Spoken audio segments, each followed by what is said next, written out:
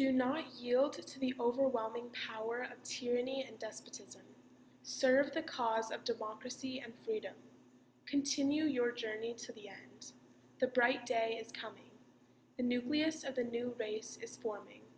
The harbinger of the new ideals of international justice is appearing. The trees of hope will become verdant. The copper of scorn and derision will be transmuted into the gold of honor and praise. The arid desert of ignorance will be transformed into the luxuriant garden of knowledge. The threatening clouds shall be dispelled, and the stars of faith and charity will again twinkle in the clear heaven of consciousness. Abdul Baha. Thank you. So today we're really happy to have Dr. Augusto Lopez-Claros with us, and his topic will be the future of democracy, a Baha'i perspective. Augusto is currently the chair of the Global Governance Forum, an organization committed to fostering strengthened international cooperation in the search for solutions to global problems. He's an economist with over 30 years of experience in international organizations.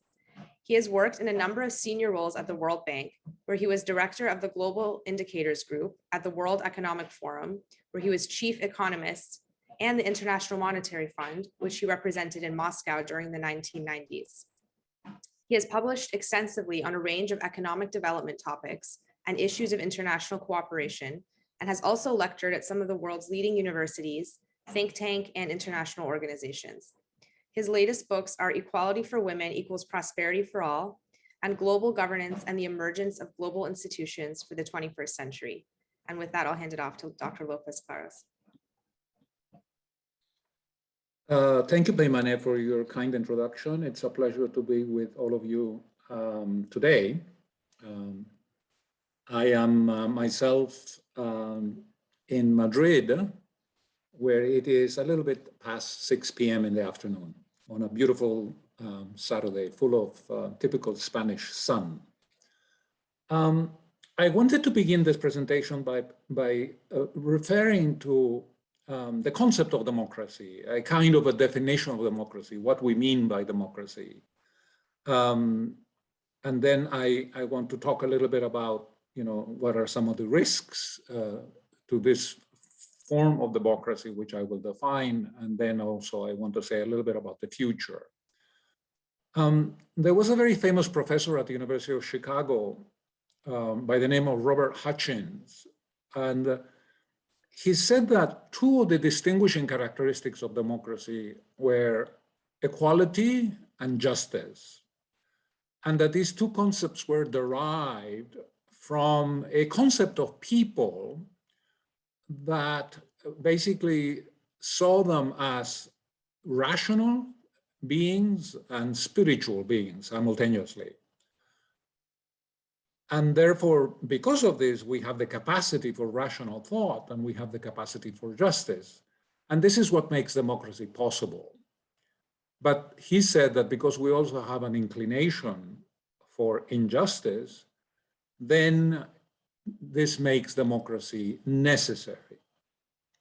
Now, democracy obviously doesn't exist in a vacuum. There are some essential building blocks which are the pillars on which a mature democracy rests. It would be inconceivable to refer to a country as having a mature democracy if there was, for instance, no respect for human rights and freedoms. In fact, the mature democracies in the world today are faithful in their adherence to the Universal Declaration of Human Rights. Another pillar of democracy is separation of powers, the independence of the judiciary, respect for the rule of law, the legitimization of political leaders through free and fair elections. Accountability and transparency are seen as being two very important pillars or ingredients of a mature democracy. The concept of consultation and participation, a free and independent and pluralistic media as well.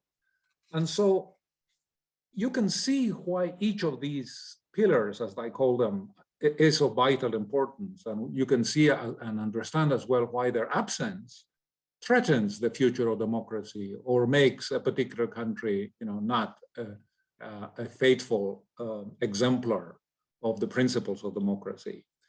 Let me focus on a couple of these pillars, just by way of sort of generating some discussion around these issues. And in particular, I want to talk about accountability and legitimacy. And here, the fundamental question that one has to raise is, what is power for? What is political power for? In a mature democracy, the exercise of power is motivated by a number of factors, but two that come immediately to mind is the promotion of human welfare, and the other one would be the improvement in the standards of living of the population. And if you accept this, then it follows that officials, from the prime minister down to civil servants, must in their actions be motivated by the promotion of the interests of the people, not to see the exercise of power as an opportunity to enrich themselves or to control other people's lives because this somehow gives them an ego boost or gives them a sense of self-importance. Unfortunately, this often happens. And in autocracies in particular, in authoritarian regimes, you very often see the exercise of power not as a means to improve human welfare, but as a means for the politicians, the autocrats, to remain in power, to enrich themselves and to control and sometimes to persecute minorities and other people. So this distinction of the uses of power and what power is for is absolutely essential to be able to understand the meaning of democracy. Democracy obviously involves the legitimization of political leaders from time to time through some kind of popular choice. And this has the effect of making the politicians more responsive to the needs of the people. It creates positive incentives for the politicians, to be focused on improving the welfare of people, right? The idea here is that if the people don't have a say on who they're ruled by, they're not likely to support the government. In fact, in many countries, you will often see stakeholders, the business community, people sabotaging the plans and the actions of the government because they don't see it as being legitimate. And this obviously leads to failure. It leads to all kinds of problems. My all-time favorite economist, certainly from the 20th century, Amartya Sen, who is an Indian and he won the Nobel Prize, I think in the late 1990s, he said that governments that operate with political legitimacy, as I have described it, tend to encourage understandings and beliefs in the population that are beneficial. And he gives in particular the example of how in mature democracies there is a much greater adherence and acceptance of the principle of gender equality. Abdul Baha, the head of the Baha'i community between 1892 and 1921, he was traveling in Paris in 1912, and he gave a talk in which he referred to poverty in very strong language. He said that poverty could sometimes be degrading and demoralizing. And he said the following, he said, when we see poverty allowed to reach a condition of starvation, it is a sure sign that somewhere we shall find tyranny. And I find this such a perceptive statement by Abdul Baha. And it was actually confirmed many decades later by Amartya Sen, who is not only a good economist, but also a moral philosopher, and one of the world's leading experts on famines, on episodes of extreme poverty that have occurred throughout the ages. And he said that there were no instances of famine ever having taken place in any independent country with a democratic form of government and a relatively free press. And so the question is, where have famines happened? Where have they occurred? Where have we seen levels of starvation leading to massive fatalities? He says, in contemporary authoritarian societies, in modern technocratic dictatorships, and in newly independent countries run by despotic leaders or intolerant single parties. So, you know, I was in Stockholm in early December. I was invited to give a talk in the Swedish Parliament on the very subject that we're discussing today, the future of democracy. And the moderator of the event happened to be a medical doctor. And for her benefit, but also because it's a very interesting statistical fact, I pointed out to her that there was a recent article in the very famous medical journal, The Lancet, which is one of the top medical journals in the world, that shows that in democracies, people have a higher life expectancy than they do in autocracies. And that, in fact, in democracies, there are lower rates of non-communicable diseases, such as heart disease and stroke. So this is kind of an interesting insight, you know. Autocracies actually kill, or if you want to put it in a more positive way, democracies are associated with better living conditions for people as manifested in higher life expectancy. Now, I like to move on and talk about the threats to democracy. And in particular, I'm going to refer to three areas, and I will discuss them in turn. You know, democracy is like a living organism. It's not going to die because it's assassinated in an ambush. Democracy will wither away because of apathy, because of indifference, because of undernourishment. And it seems to me that COVID-19 has heightened the risks to the future of democracy in various ways.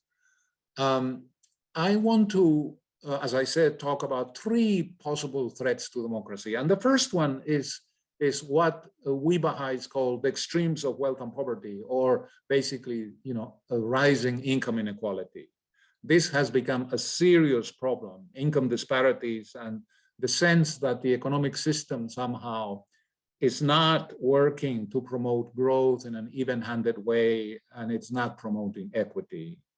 You know, we economists have studied the issue of inequality, income inequality. Already as far back as the 1980s, we have known that when inequality goes up, there is higher probability of the breakdown of democracy. In other words, countries that have, you know, democratic regimes, as inequality rises, become more brittle and more vulnerable in terms of the political regime. In fact, those countries that are not yet democracies, or that are imperfect, flawed democracies, when inequality goes up, then it has been shown empirically that this means the postponement of the onset of democracy in these countries that are not yet democratic, or that are very weak in terms of their democratic institutions. So there is already a correlation between inequality and the stability of the political regimes. And in this respect, I find a talk that Abdul Baha gave in Philadelphia in 1912, in June of 1912, very, very relevant to this discussion. He said that if the problem of income inequality is unresolved, the extremes of wealth and poverty will undermine the political stability of the world. So he established this connection between what he called the extremes of wealth and poverty on the one hand, and, you know, the stability of our social order. And it seems to me that, you know, those words of Abdul Baha are prophetic, because we are already there 100+ years later in many parts of the world. We are already at a stage where income inequality is undermining not only democracy, but of course, the stability of the whole social system. Abdul Baha in Cleveland a month earlier, and for some reason in the summer of 1912, Abdul Baha came to the subject of inequality and the extremes of wealth and poverty a number of times in many of his presentations. But in Cleveland in May of that year, he called for a readjustment of the economic order. He said that it was urgently needed. In fact, he reinterpreted the meaning of the term the New Jerusalem in the Bible, and as suggesting that it meant that the coming together of of a new global order that would be based on spiritual principles, and that in particular would bring about the end of poverty as a social phenomena, and that it will also address the issue of the extremes of wealth and poverty and would lead to a narrowing of these extremes. So this is clearly an important threat to the future of democracy, but it's not the only one, unfortunately. And what I want to talk about now is I want to talk about corruption. Corruption is pervasive. Corruption is ubiquitous. We have kleptocrats in the world who steal with impunity because they control the courts, they control the judges, they control the prosecutors. We have a number of such regimes in the world today with large populations. Again, studies that have been done by economists and in international organizations like the World Bank, where I spent many years over the past decade, have shown that the corruption undermines the development process. It certainly leads to lower economic growth. It undermines the ability of the government to collect revenue, which then in turn means that the government is less able to respond to vital social needs, such as COVID-19 over the last couple of years. Right? It undermines the moral authority of governments, obviously, when autocrats or otherwise, the politicians are perceived by the business community and by the stakeholders to be corrupt. You will not be surprised that businesses are going to go out of their way not to pay their taxes, because they will argue to themselves, what's the point if the money is going to be stolen? And something like that will also happen with individuals in terms of their personal income taxes. So it leads to cynicism and disappointment. And corruption actually makes inequality worse as well, because in corrupt regimes, the wealthy, the people who are already rich, they can use their power to buy off the politicians and to make sure that the laws protect them and that the system works to their advantage. This happens in many parts of the world, including in high-income countries. Taking over of or capturing of the political system by the elites, by the wealthy, so that it works to their benefit, obviously to the detriment of others, right? So corruption, as I said, kills. Money lost to kleptocrats is money that is not available for vaccines, it's not available for nutrition. We have 820 million malnourished people in the world already, with all that means in terms of their future development and their ability to contribute to society. This morning, I opened the Financial Times, which is the paper that I subscribe to, and it said that because of higher food prices, the expectation is that somewhere between 15 and 20 million people will be added to the roles of the undernourished over the next couple of years, right? Because they will not have access at reasonable prices, to basic commodities and to nourishment. And of course, money that is lost to kleptocrats and to corruption is money that we don't have to educate our children and to make sure that they have the skills to operate in an increasingly complex global economy. And the third area on which I wanted to say a few words about threats to democracy is gender inequality. Gender inequality is a great threat to democracy.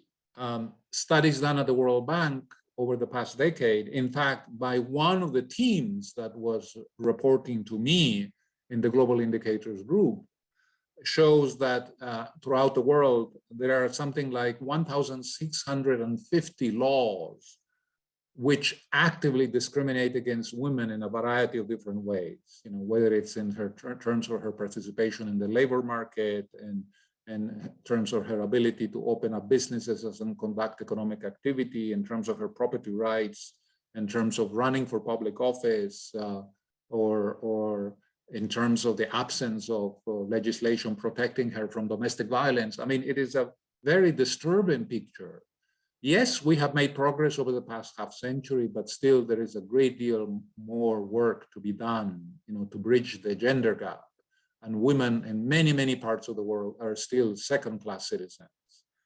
And even in high-income countries and wealthy countries, they face, all kinds of obstacles, which prevent her from making her contribution to prosperity and to the economy. The marginalization of women in our recent history, I'm thinking in particular in the modern era, in the last couple of 100 years, has been lethal for human progress. It has certainly been terrible for prosperity. It has led to a more violent world. Need I say more? 18 million fatalities in World War I, 60 million fatalities in World War II, and at the same time, the existence of holocausts and all kinds of abuses of power, leading to famines and to all kinds of tragedies. Our 20th century has been blood-stained, and one important aspect of that violence has been the absence of women from political power, from the corridors of power. And gender inequality has certainly undermined the building blocks of democracy. Abdul Baha, again, during his travels in America and in Europe, highlighted the importance of gender inequality or the detrimental effects of gender inequality and the importance of working towards the achievement of gender equality. And I want to share with you a couple of quotes from him, which I find particularly insightful. In Paris, he said the following. He said, as long as women are prevented from attaining their highest possibilities, so long will men be unable to achieve the greatest which might be theirs. Here, he seems to be suggesting that in a situation in which there is oppression, in this case of women, the oppressors suffer just as much as the oppressed. Yes, of course, women suffer the consequences of discrimination. And this is manifested in a number of multiple ways which undermine the basis of society. But Abdul Baha seems to be suggesting that as long as these conditions exist, men as well will be unable to achieve the greatness which might be theirs, because they are poisoned, they are adversely affected by being the oppressors, or by creating regimes in which the discrimination of women is embedded in the law, and so on and so forth. And then in Philadelphia, again in 1912, Abdul Baha established a direct linkage between world peace and the empowerment of women. And I find this fascinating. In fact, one of the very interesting aspects of Abdul Baha's presentations in America and in Europe in 1912 and 1913 is the extent to which he was able to anticipate by decades, many of the sort of policies which later would be recognized as being vital for human prosperity. He was speaking about progressive taxation when in fact there were no tax systems in many parts of the world. He was speaking about profit sharing as a way of tackling income inequality, when the concept of profit sharing again was virtually non-existent. And so that he should establish a connection between world peace and gender equality is very, very interesting. Because in fact, the Social Security Council of the United Nations in the early part of the 21st century, for the first time, recognized in Resolution 1325, this linkage between, the participation of women and the political empowerment of women on the one hand, and issues of peace and security on the other. But in Philadelphia, Abdul Baha said the following. He said, equality between men and women is considered conducive to the abolition of warfare for the reason that women will never be willing to sanction it. Mothers will not give their sons as sacrifices upon the battlefield after 20 years of anxiety and loving devotion in rearing them from infancy, no matter what cause they are called upon to defend. There is no doubt that when women obtain equality of rights, war will entirely cease among mankind. I find those words particularly powerful. In the absence of gender equality, it seems to me democracy will falter, and this will lead to instability and delayed human progress. the time has come, for an equal partnership between men and women, but not just at home, in the boards of corporations, in the chambers of parliament, in the meeting rooms of cabinets, and in other arenas where decisions are being made. This is really, really vital, and it is one of the pillars of sort of the Baha'i thought and Baha'i theology. Let me conclude in the next few minutes saying a little bit about the future of democracy in light of these threats, all of which are very serious and dangerous to the future of democracy. How do I see, the future of democracy by way of concluding these remarks?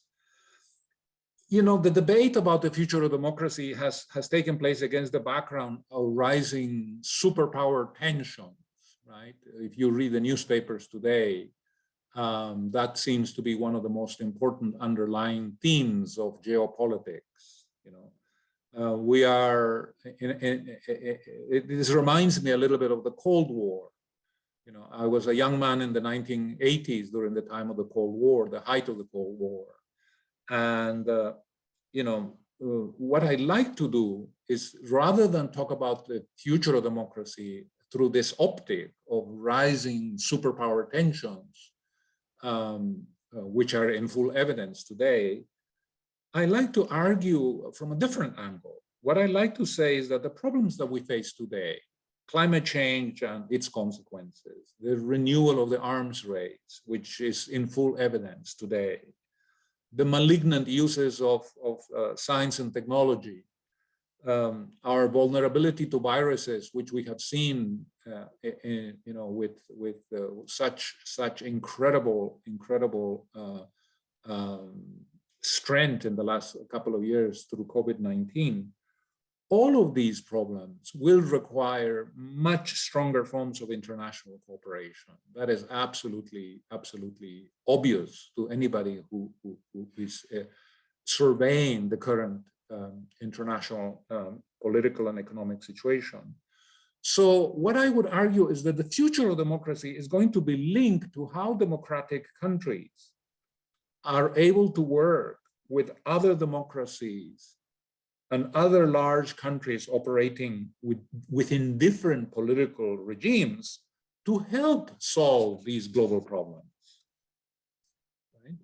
Because if, in fact, our democracies are not able to get their act together, are not able to work with each other and with other regimes that are not democratic in nature to solve these global problems, and in the future we are overwhelmed by these global problems, and they are associated with untold human suffering, then people will ask themselves, what is democracy good for? It has to be good for solving these problems that affect people's daily life, right? And so the question is, to conclude, is this possible? Is this feasible? Are democracies going to rise to the challenge of helping us solve these problems? And here I like to refer to a letter that Abdul Baha wrote in 1906 to a woman by the name of Jane Elizabeth White. Miss White was the wife of a minister. I think it was a Presbyterian minister in Scotland. She was a great admirer, an enthusiast of the Baha'i teachings. And she actually, in Scotland, in Edinburgh, organized a number of events when Abdul Baha came on a visit. And in this letter, Abdul Baha introduces the concept of the unity of mankind. And he says, he starts by arguing that the unity of mankind as a concept was not comprehensible to ancient societies because they were separated by space, they were separated, they had very, very primitive technologies. Most people hundreds of years before, had no notion that either the earth was round or that there were civilizations and groups of people in the Americas and Australia and other parts of the world. So to speak of the unity of mankind in ancient times did not make sense. It was not a concept which people would have related to in any meaningful way.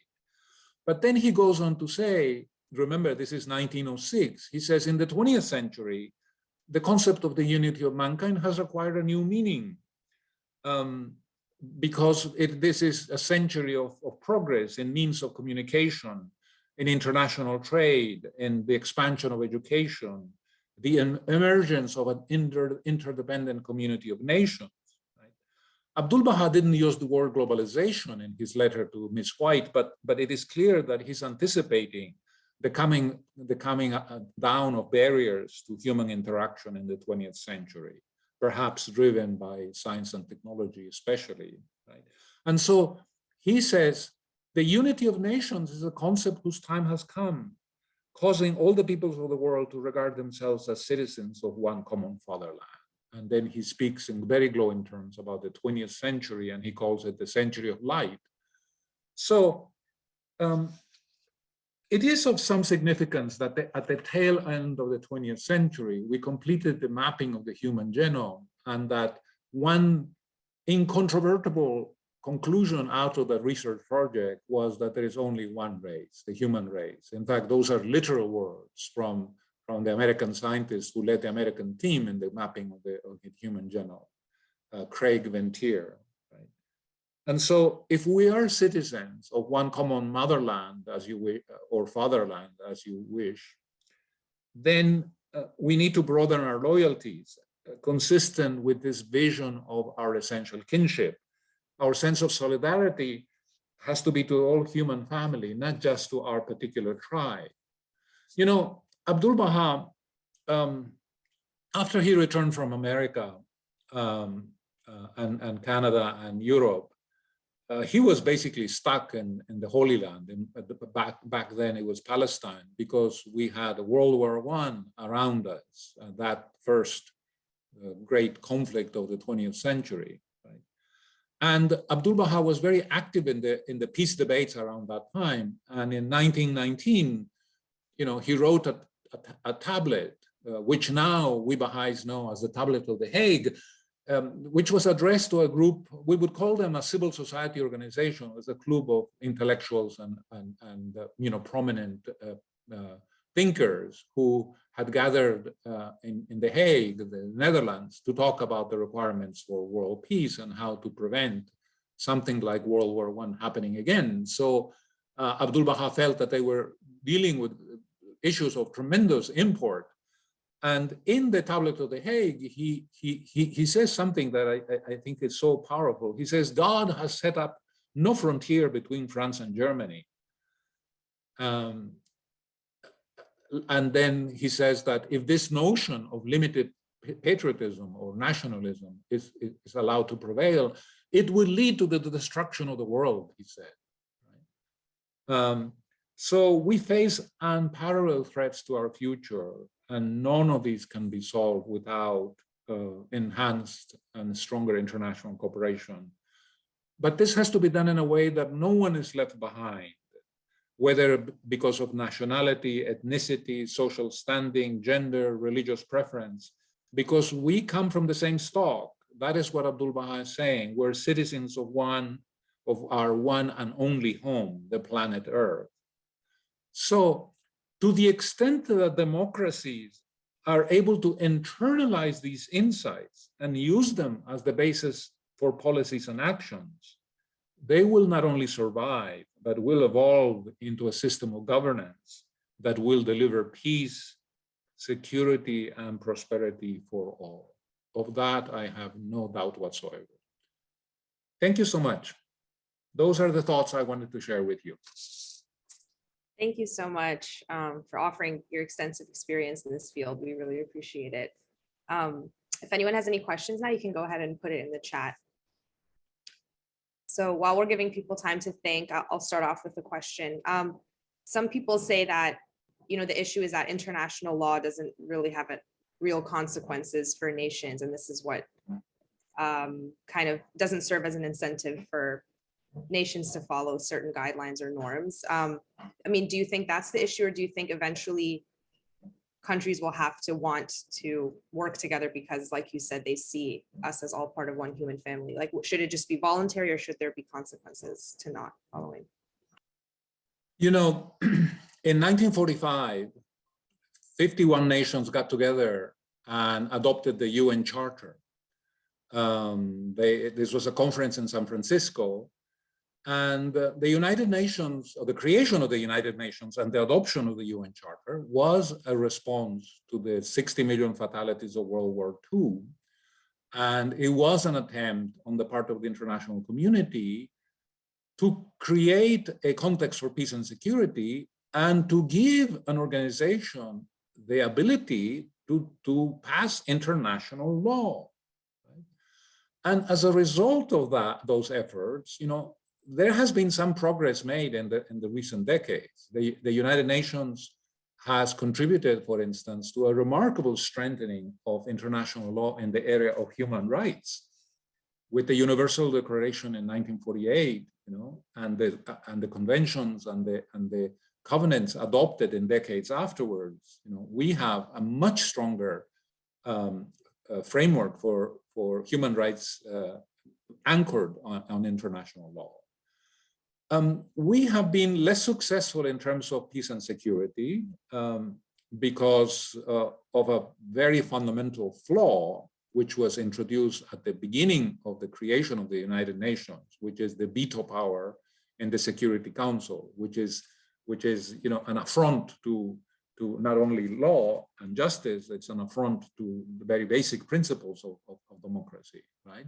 So it is going to be a painful and gradual process, but there is international law. Some of it is binding.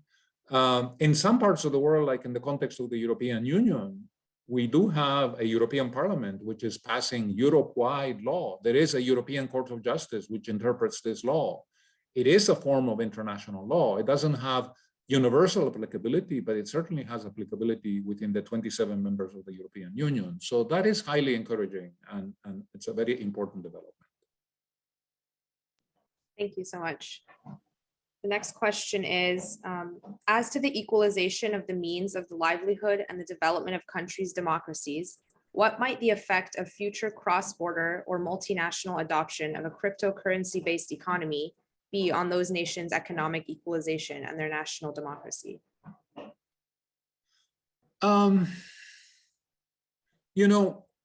When dealing with the problem of inequality,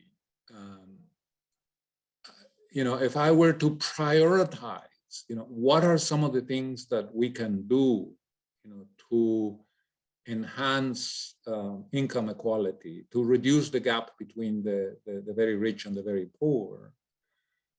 The introduction of cryptocurrencies does not make my top 5 list, all right? I mean, when you actually look at the countries that have been successful in terms of addressing income inequality, right? Let me step back a little bit. We economists have built a little indicator. It's called the Gini coefficient, right?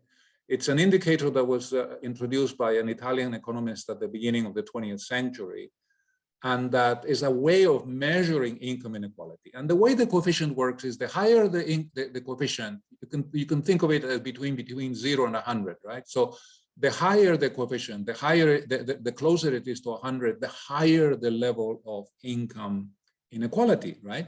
So we at the World Bank, for instance, have Gini coefficients for virtually all the countries in the world. So we can tell you which countries have been more successful in terms of creating equity and more equality, and which haven't, right? So believe it or not, the countries in the world that have been the most successful in addressing the problem of inequality have been the members of the European Union. On average, they have the lowest Gini coefficients in the world. And how have they done that? They have done that through, concerted efforts to introduce intelligent policies. Let me give you a couple of examples. Very active use of the tax system, to have progressive systems of taxation where, the higher the level of income, the higher the tax rate that applies to you. But more importantly, the European countries have a system whereby the richer countries give grants and provide assistance through the European Union budget to the poorer countries. When a country joins the European Union, one of the first things that you calculate is whether their average income per capita of that country is below the mean or above the mean of the rest of the countries. And if it's below the mean, it is entitled to receive resources from the richer countries. And this has been done already for several decades. And this has contributed to reducing income inequality. Among the things that Abdul Baha talked about as ways to reduce income inequality, he put a high priority on profit sharing. I've already discussed the tax system. He put great emphasis on eliminating corruption. He spoke about the importance of integrity and public service. He spoke about the importance of education and training as ways of, reducing poverty. He spoke, although he didn't use the term universal basic income, he thought that one way to eliminate poverty would be to establish something that we could call like a minimum standard of living, whereby people, by the very fact that they have been born into this planet, they have certain rights to their basic necessities. So education, so public health. We could even think about housing and food and certain important protections, so that there is like a safety net below which nobody falls. And if we were able to do that, then it would be a way of not only eliminating poverty, but also narrowing the gap between the very rich and the very poor, right? It may well be the case that in the future, the kind of means that are used to transact, such as cryptocurrencies, will have some impact, which is difficult to anticipate. But at the moment, it's not a high priority area. That's my private personal opinion. Thank you. Thank you. I see that there is a question, where can I find the letter to Abdul Baha to Jane Elizabeth White? Happy to answer that question. That's an easy one.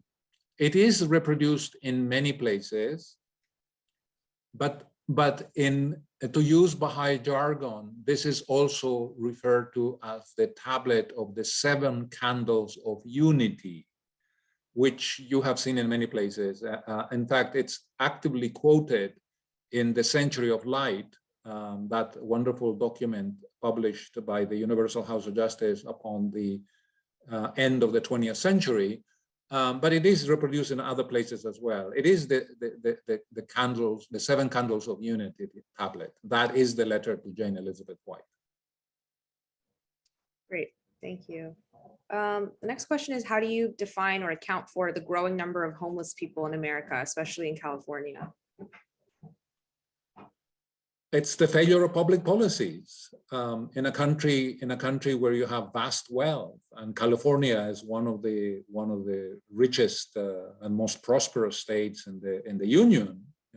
That you should have homeless people is basically a reflection of poor governance, lack of solidarity, a tax system that is not working effectively. Again, we come back to this issue of the safety net, right? Extreme poverty is a serious problem in the world today. There is a definition of extreme poverty, which is given by the World Bank. It means an income level of less than $1.90 per person per day, right? So it means your income per year doesn't come to $800, right? So imagine living and fulfilling all your necessities with $800 per year. Very few people can do it. And yet we have more than 800 million people, extremely poor people in the world today. And yet this coexists with enormous wealth, with a huge concentration of wealth in the upper 1%, or if you want to, upper 0.01% of the population.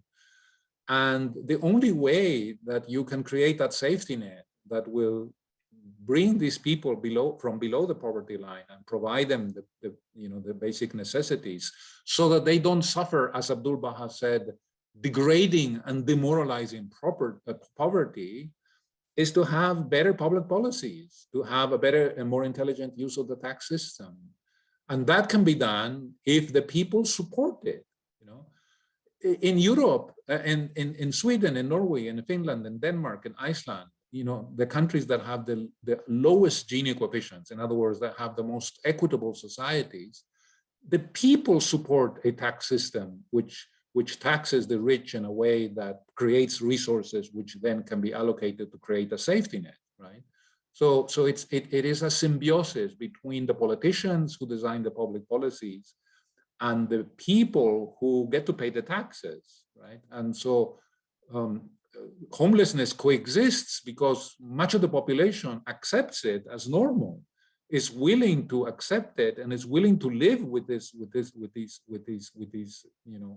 problem, because they are not forcing their politicians to design a tax system that is more equitable and that creates the resources to provide for these people. Thank you. What can the Baha'i community do to help promote democracy? Sorry, can you repeat the question? What can the Baha'i community do to help promote democracy?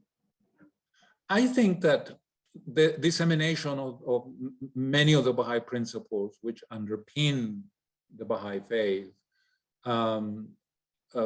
gender equality, the elimination or the narrowing of income disparities, the importance of integrity in public office and honesty in all our dealings, the importance of trustworthiness and truthfulness. All of these things are, to the extent that we exemplify in our personal lives, to the extent that we exemplify in the businesses that we do and in our actions in the broader society, they are contributing to a strengthening of democracy. And obviously, we need to have a critical mass of people who share these views and this perspective on life. And that is why Baha'is are actively engaged in spreading the principles of the Baha'i faith to other people, because we think that as this process is strengthened, it will safeguard democracy and it will create a healthier society. Thank you. How do we foster a democratic ethic in a population that seems to prefer autocracies, for example, Hungary or Russia? Yeah,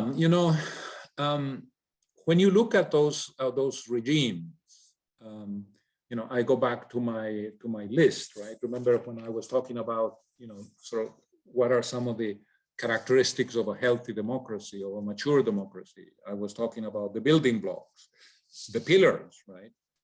And when you analyze some of these countries, you can see why democracy has withered and why some of them have become autocratic regimes. There is very often no respect for the rule of law. In these regimes, there is a law for the rich and the elites and the cronies of the president or the prime minister, and then there is a law for everybody else, right?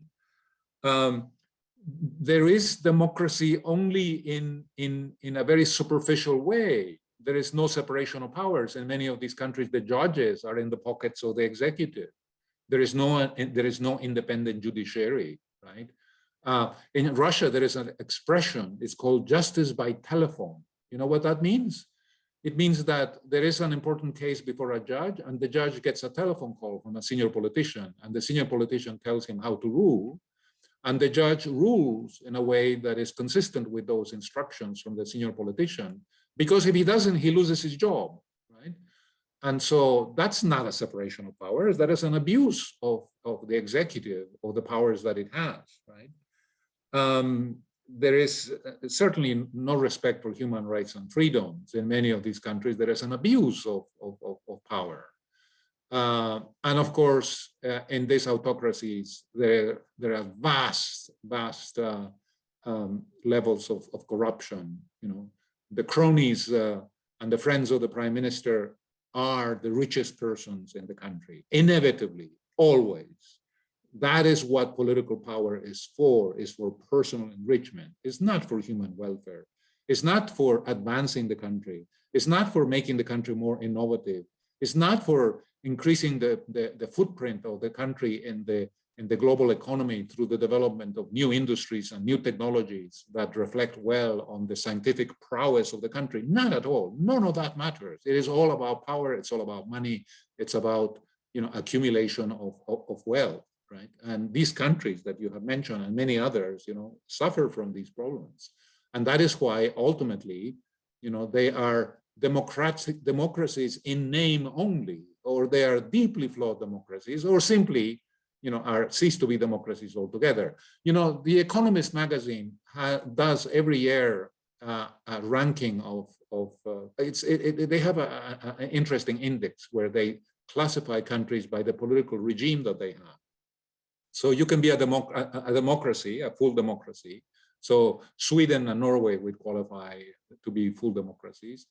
Then you can have a flawed democracy, and recently the Economist downgraded the United States from a full democracy to a flawed democracy. And then at the other extreme, you can be an authoritarian regime, or if you're in between a flawed democracy and an authoritarian regime, you are a hybrid regime, right? And so these things, it's a kind of a useful, they used a number of different criteria to classify these countries, right? And you can be absolutely sure that in the countries that are authoritarian, these pillars that I have mentioned are very weak, if not non-existent.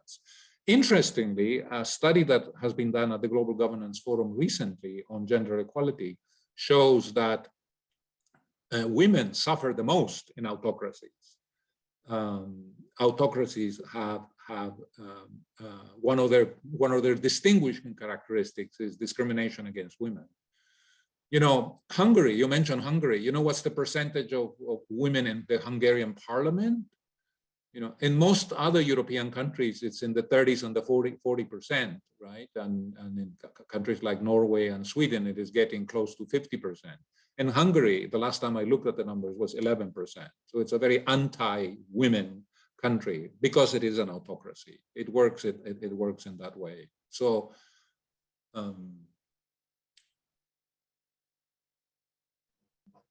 Thank you. We are currently experiencing a conflict between two ideologies, autocracy versus democracy, with Ukraine as the casualty. How do you see this unfolding? Oh, I have no doubt that Ukraine will ultimately be not only a democracy, it will be a member of the European Union. It may not be a member of NATO, but that's not essential, to develop fully as a democratic, prosperous country. Sweden and Finland are not members of NATO. They are very healthy democracies. They have practically full gender equality. Not quite, but they're well on their way, and they're very prosperous as well, right? So NATO, for me, is not something that is an essential ingredient of future Ukrainian prosperity and stability. Being a member of the European Union, yes, that is a very important component, because since Ukraine is a poor country, if they were eventually going to become members of the European Union, which I believe they will in due course, then they would begin receiving massive help, financial help, from the rich members of the European Union. That's the way the system works, which is the reason why, as I said before, it has narrowed the gap between the rich and the poor countries within the European Union. What is happening there, of course, is regrettable. It is a tragedy. It is an unprovoked conflict, which hopefully will come to an end soon, and then we will see a period of reconstruction of Ukraine. I think that much of that reconstruction will be actually financed by Russia, because its resources, its international reserves have been blocked, and I think that they will never be returned to them. They will be used for the reconstruction of the Ukraine. So that, with the benefit of hindsight, this invasion and this attack will not only is it already destroying the Russian economy because of the sanctions, but it will also deprive them of their resources, because they will be allocated to undo the damage which they have done over the last several weeks. Thank you. How can the institute process Baha'is are involved with help to overcome some of these problems we're facing today in the world?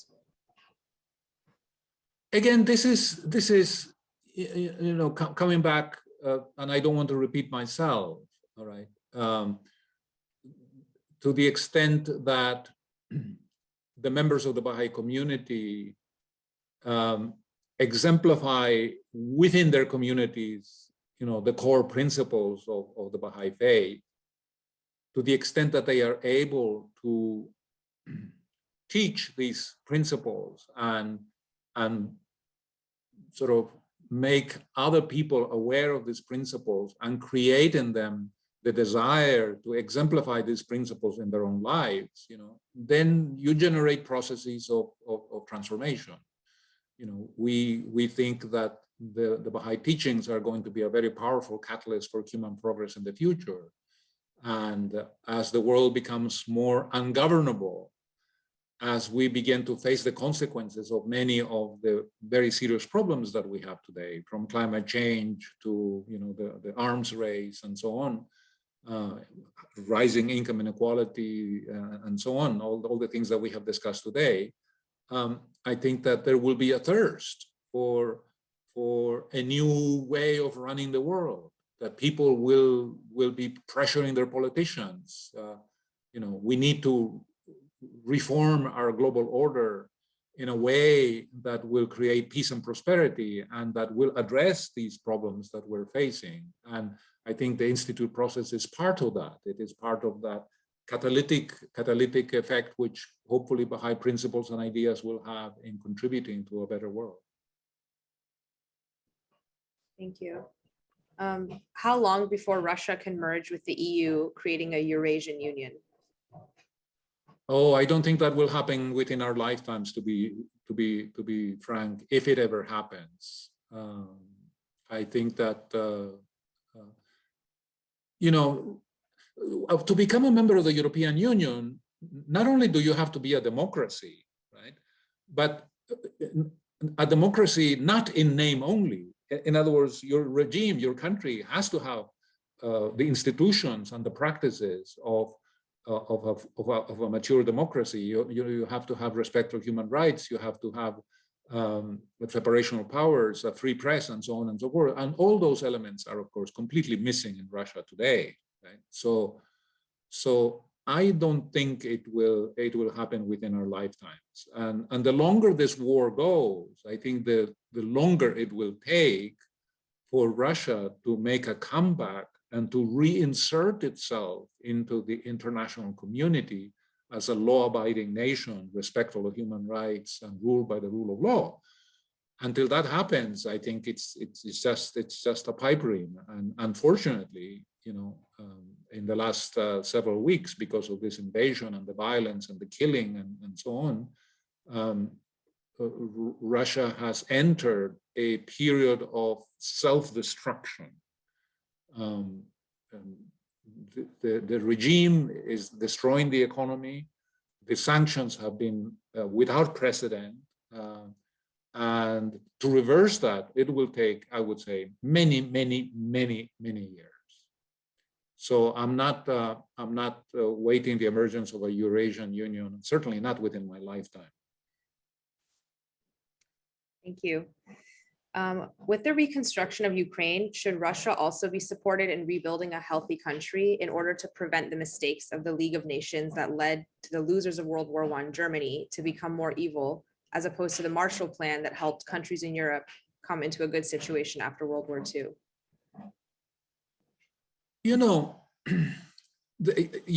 I'm sure you have heard this phrase, that countries get the leaders that they deserve, right? Seems unfair a little bit to suggest that this is the case in Russia today. But one possible way for Russia to get on a better path, right, of stronger institutions and beginning to erect the pillars of a sound democracy, as I have described them at the very beginning of my presentation. One possible way would be that at some point the population, will recognize and will feel the consequences of the current policies. the current policies are utterly destructive. They are. You just read the papers. If 6 weeks ago, before February 24th, when the invasion began, you had suggested to me that the reserves of the Central Bank of Russia, the central bank, would have been frozen, that hundreds and hundreds of companies would actually be leaving the country permanently, having invested billions of dollars to establish themselves there in the first place, right? I would have said no, it's unlikely. Economic interest will prevail, and you will have lack of unity among the democracies of the West and so on. And yet it has not happened. It has not happened. What we have seen is an enormous amount of cohesion and unity between not only the members of the European Union, but other industrial countries. We have seen the imposition of sanctions of an unprecedented scale, to the point where I am reminded of something that Bertrand Russell said. I think it was in the 1940s. Bertrand Russell was someone who was very heavily involved in the debate around the kind of United Nations that we wanted to create. And Bertrand Russell, was working with Albert Einstein and with Granville Clark and other notable intellectuals of the period. So trying to push us to have a much stronger United Nations, but with a specific reference to the issue of war, Russell, who was not only a philosopher, he was also a mathematician, a logician. Using his logician's mind, he said the following, I quote, "Wars will cease when and only when it becomes evident beyond reasonable doubt that in any war the aggressor will be defeated." He was trying to contribute to the development of the concept of collective security. He was basically saying, if at the time that we create the United Nations, we create an international force attached to the United Nations that will punish aggressors because it has the power and the strength to defeat any other country in the world, because it is made up, it's a multinational force, that will bring war to an end, because the aggressors will realize against this multinational force, we are not going to be able to sustain a conflict, right? And so there may be some significance, associated with the current crisis between Russia and the Ukraine, because in fact, I have no doubt whatsoever that Russia will end up a big loser out of this conflict. It already is. Its economy is being destroyed as we speak, and the full scale of the destruction will become evident as months go by.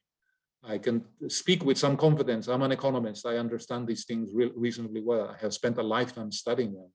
I can assure you, 2022 will be the worst will witness the worst economic contraction of Russia's life since it became a sovereign country in late 1991. Right? So maybe they will learn a bitter lesson out of this, and maybe other aggressors, other potential warmongers will see what is happening in Russia today and will think twice in the future before launching in an adventure of this type, of killing and maiming innocent people, destroying civilian infrastructure, and doing the kinds of things that are being done today. Who knows for what reason? Thank you. How close do you think we are coming to experiencing the elements described in the last paragraph of The Guardian's 1936 dire predictions in the section on collective security? In 1985, on the 40th anniversary of the signing of the UN Charter, the Universal House of Justice published a statement called the Promise of World Peace. We have all read that statement. That statement remains as valid today as it was then. And in that statement, the Universal House of Justice essentially said that humanity had two choices before it. It could recognize the importance of cooperation and through an act of consultative will bring together the community of nations to revamp our global order, right? Or the choice was basically inertia, to do nothing and to suffer the consequences of that. But they said, peace is inevitable. That period anticipated in all the world's religions, when we would have ultimately peace and security and prosperity for the world, and in which we would focus our attention not on building machineries of war, but building on fostering human development. That period will come. And the choice is ours, whether it comes through insurmountable pain or whether it comes through a conscious will. And I like to think that it's not too late, that we can act in a mature way, and that we don't have to simply respond to the calamities that are coming our way as a result of climate change, rising nationalism, militarism, and so on and so forth. But I'm not a prophet, and I don't know what is likely to be the outcome of what is happening in the world today. Certainly, it's not encouraging. On the climate change side in particular, what's happening in the world today is very perturbing. The politicians are not responding in the way that we should. Coming out of the Paris Agreement in 2015, there was a great deal of optimism, right? For once, 175 countries had come together to recognize that the existence of a problem and to adopt, certain national goals, for limiting emissions. But 7 years later, or 6.5 years later, emissions have continued to rise. There are countries like China who are now the biggest emitters of carbon dioxide and other global warming gases, which have not even recognized yet the importance of sticking to the 1.5 degree centigrade limit, which scientists are saying is the critical threshold, beyond which, if we go above that, unforeseen things will happen. So we're nowhere near recognizing, that we are in the middle of a climate emergency, right? That we only have a decade at most, to quote the scientists, to be able to forestall or to prevent, much greater calamities. So, but we must hope that we have enlightened leadership, and if not, then we will go through a difficult period of crisis and suffering. But out of that itself, I think there will be catalysts that will push us into reforms, and if nothing else, people will go out into the streets to demand that the politicians get their act together, and that we introduce the kinds of reforms which, for instance, myself and my two co-authors, Arthur Dahl and Maya Grof, outlined in the book that you mentioned, Global Governance and the Emergence of Global Institutions for the 21st Century. That's a comprehensive attempt on our part to rethink our global order and to identify the kinds of reforms that are necessary to mitigate some of these very, very serious risks to our future. Thank you. What are the chances of the Anglo-American Empire getting onto a better track? I think that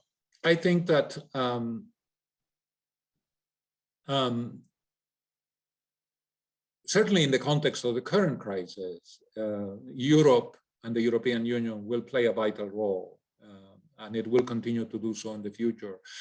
What's happening in Europe at the moment is most fascinating. It's most interesting. It's not free of difficulties. The progress of the European Union in the last several decades, has been 2 steps forward, 1 step back. But in some areas, they have really done some very innovative things, which are very much in the spirit of the vision of global order presented by Shoghi Effendi in his letters and in his writings. Let me give you an example. The European Union came together as with a slightly different name. It was used to be called the European Community in 1957. And within a year, they created an organization called a European Parliamentary Assembly, which was just a group of parliamentarians from each of the 6 founding members of the European Union who used to get together. They had dual roles. They were members of their parliaments, national parliament, but they were also members of this European Parliamentary Assembly. And they used to get together and discuss and debate and had an advisory role, to the politicians. Right? But little by little, and I'll tell you why this is significant from a Baha'i perspective. Little by little, the European Parliament, Parliamentary Assembly, moved and in the strengthened, became a more important body. The European Union itself started growing and expanding in terms of the number of countries. And in the 1970s, they decided to essentially terminate this dual role for its members, and they went to national elections. So in Germany or in France or in Italy, you would have national elections and you will elect the parliamentarians for something that was now called no longer a European Parliamentary Assembly, but a European Parliament. And so the European Parliament then began to be given powers and jurisdiction over more and more areas of European law. And in time, to cut a long story short, the European Parliament today is a parliament in the full sense of the word. They make international law for the members of the European Union, and they have jurisdiction over a large number of areas, from the environment to international trade to all kinds of other areas, right? Now, in the Tablet of The Hague, which I quoted from before, that Abdul Baha wrote to these notables, peace lovers in 1919, he calls for the creation of a World Parliamentary Assembly. He says that such a body should be created, and whose members would initially be members of the national parliaments. So Abdul Baha was already anticipating, many decades before, something that the Europeans did initially in the 1950s and then much more seriously in the 1970s when they went to popular vote, right? So what is happening in the European Union, to me, is a very, very interesting model of economic and political integration that has potentially very important lessons for the rest of the world. I come from Latin America, and I assure you, my continent, Latin America, is falling behind, not just Europe. We have always been behind Europe, but we are falling behind those countries like Poland and the Czech Republic and Latvia and Estonia and Lithuania and Slovenia, who were poor, underdeveloped countries in the 1980s and the early 1990s, but because they joined the European Union and because they had to discipline themselves and had to modernize their legal frameworks and introduce coherent policies, are way ahead of us in virtually every indicator that I can think of, right? And why is it that Latin America has fallen behind? It is because we have had no such vision of unity, of working together, of recognizing common interests, of building common institutions. The Europeans have a European Central Bank. They have a common currency. They have a European Court of Justice.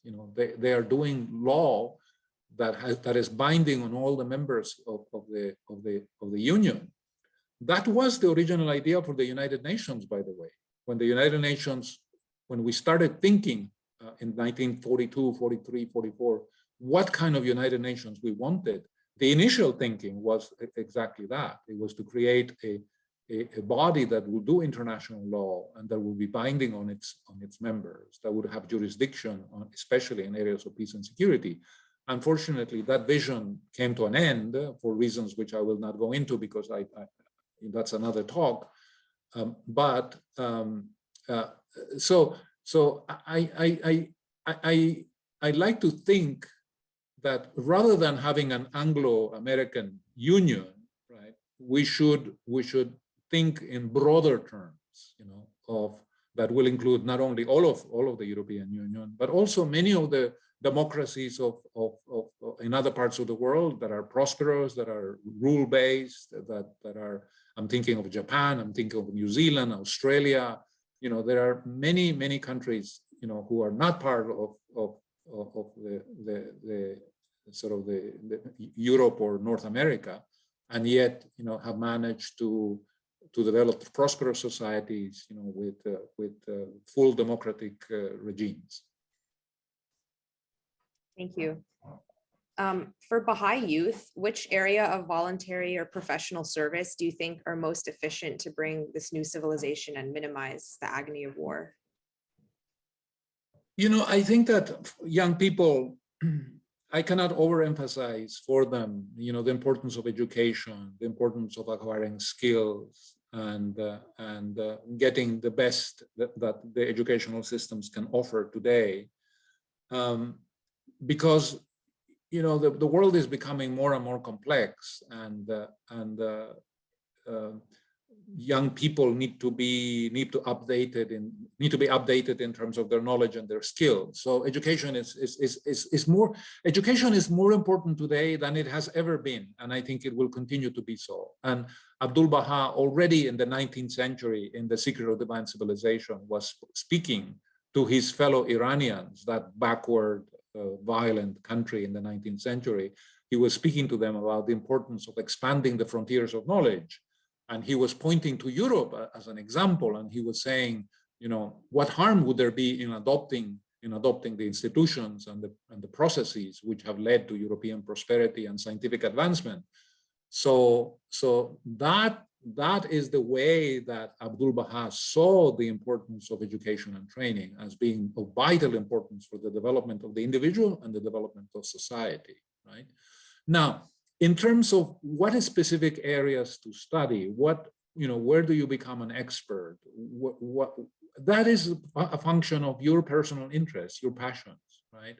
My desire for young people today is that they will have a job in the future that will not only be the way in which they earn a living and support their families and meet their financial obligations, but will also be a source of passion, a source of delight, something that they can get up every morning and be excited about because they love it. Whether that is medicine, whether that is engineering, whether that is business, law, whether that is art, I don't know. It depends on you. It depends on you. I think that in the future, the arts, for instance, need to develop much more. Our development in the last many decades has been very uneven. We have tended to give priority to the hard sciences, to engineering, to law and medicine, and so on. And as a result of that, while that is very good, we are also very poor in terms of the way in which we have developed our artistic sensitivities. And I think that young people, especially who are talented in the arts, should see that as a very legitimate area in which to operate and to make a contribution to society in the future.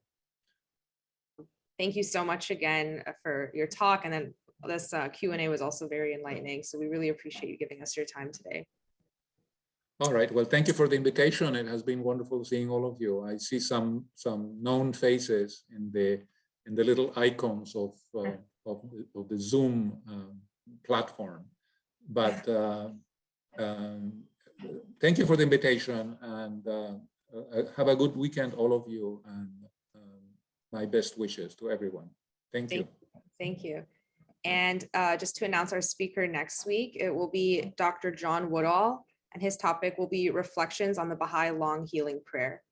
So again, these are every Saturday at noon Eastern time. And if you're not on our mailing list, I'll put the link to our contact form in the chat. And we'll go ahead and end today with the Baha'i Prayer for America.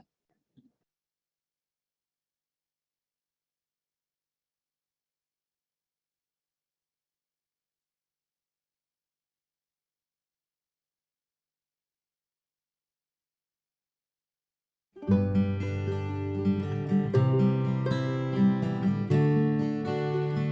thou kind Lord, this gathering is turning to thee. These hearts are radiant with thy love. These minds and spirits are exhilarated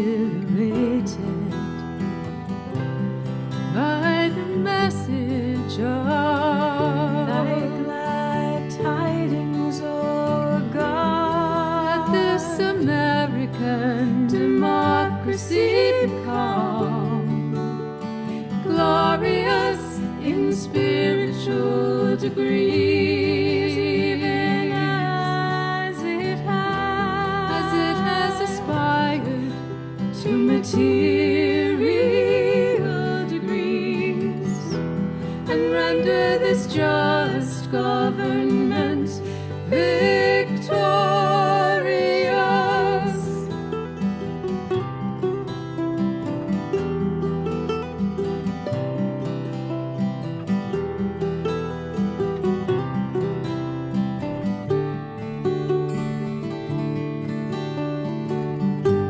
Confirm this revered nation to upraise the standard of the oneness of humanity, to promulgate the most great peace, to become thereby most glorious and praiseworthy among all the nations of the world.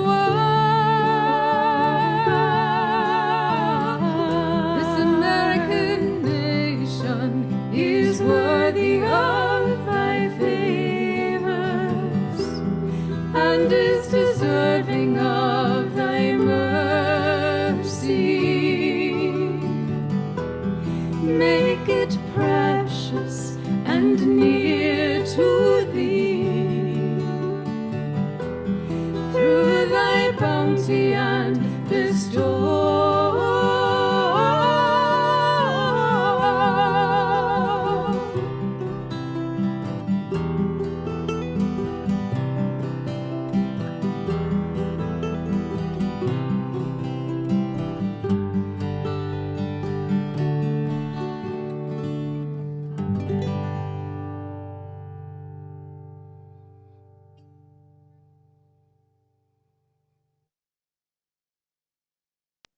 Thank you, everyone, and we'll see you next Saturday. Bye.